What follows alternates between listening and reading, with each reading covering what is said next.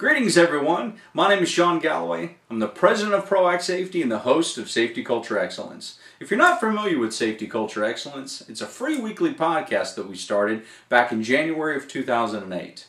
I have a strong belief based on my experience working at hundreds of sites around the world that to achieve a level of excellence in any operational category, whether it be safety, quality, operations, there really has to be the internal passion.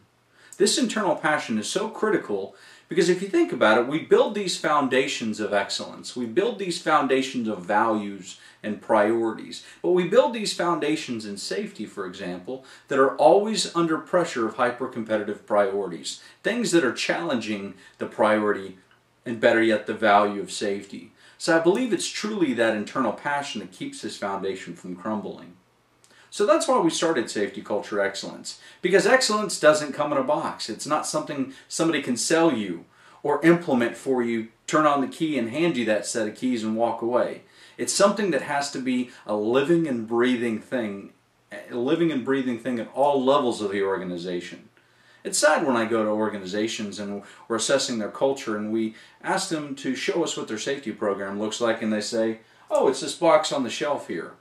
Again, excellence in safety, just like excellence in quality, is a living and breathing thing.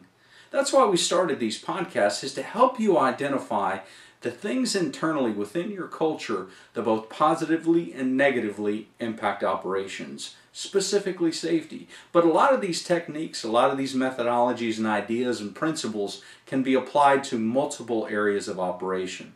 But we started these back 2 years ago, and we've provided them weekly for you. And we'd like to start something new. We'd like to start providing you videos to where you can use these videos to spark ideas in a lot of your safety meetings or even for your own internal personal growth.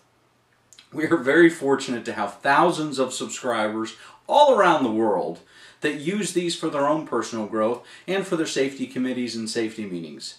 But we wanted to provide something that's a little bit more action-oriented and a little bit shorter. A lot of these podcasts, well over 100 of them now, range anywhere from 5 to even 45 minutes.